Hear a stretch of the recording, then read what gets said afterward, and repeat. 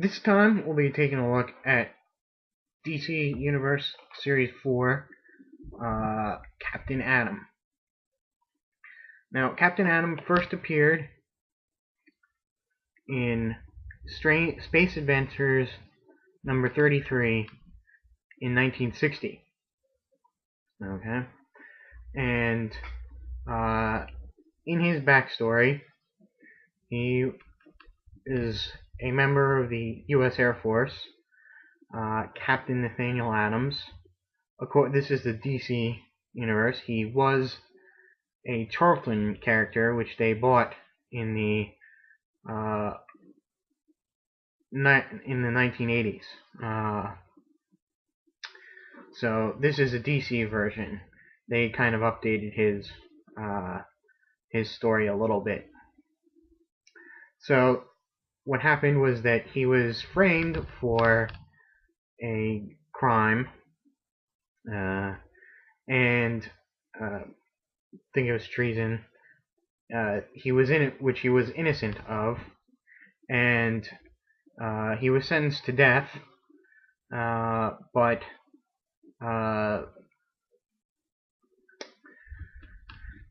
in exchange for his life, he agreed to participate in a test for the government. The government had found some alien metal that they were going to test its resilience to an atomic weapon. So they put him in a little ship made out of the metal and set off a nuclear bomb. And it was thought that it had killed him.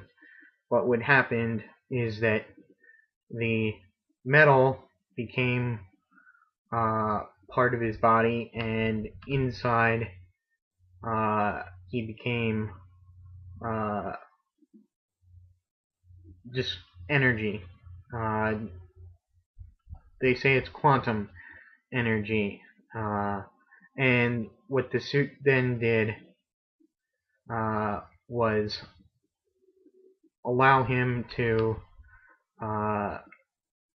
contain this energy and also manipulate and absorb other forms of energy. So they think he's dead for a while, but what happens is he gets flung into the future about 18 years or so. And when he comes out, it's kind of interesting. They come up with a cover story, which is the actual Charlton origin, in which he's just a scientist who gets stuck in an atomic explosion and gets his powers that way. And when he discovers that he's been 18 years in the future, he is basically pardoned, and he becomes a superhero that is controlled by the government, basically. And for a lot of times he's a very following orders type of person. So if the government gives him an order, he usually follows it.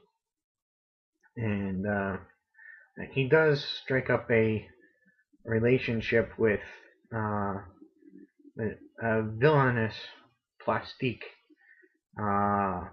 and so that's kind of strange and bizarre little twist to his backstory. Now, he was heavily involved in Crisis in 52, in that in the end of Superman Batman Public Enemies, the comic, not the movie, he is the one that pilots the ship to blow up a kryptonite meteor. Spoiler alert, too late if you haven't read it. And Again, he's thought to be dead, but he just gets flung into the future a couple of months, where he shows up. I'm sorry, he goes into the Wildstorm universe, where he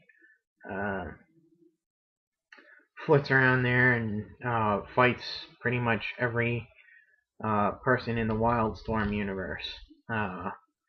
And then they finally find a way to send him back into the DC universe, where he shows up in Bloodhaven after chemo has been dropped upon it, and it is a wasteland in Infinite Crisis. And from there, going into Countdown, he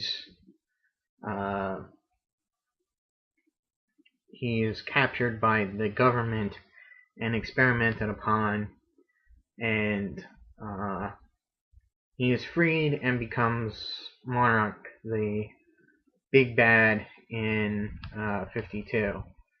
And at the end of 52, again he blows up and or is lost. Can't quite remember.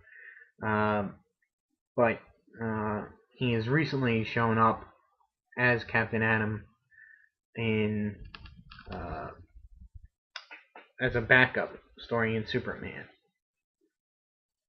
So that's it. Let's get into the figure. It's pretty plain sculpture-wise. Not much details except for the head with a nice wavy hair and eyes and everything there. It's a nice chrome silver, very shiny, very metallic looking, which is probably the biggest point of the figure.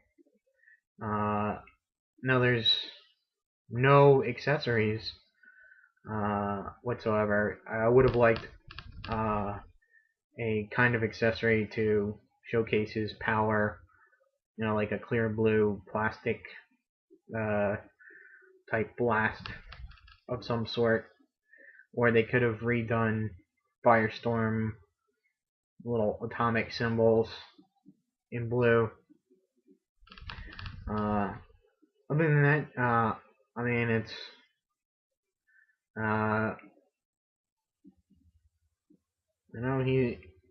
he's a good figure. I would suggest, if you're a completist, get him.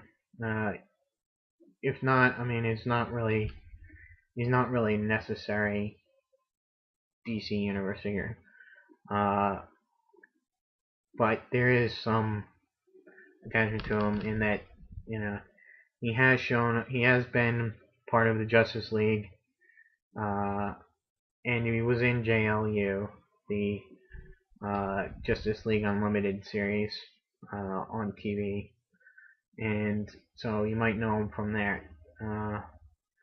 And in fact, he has a pretty good throwdown with Superman in that show.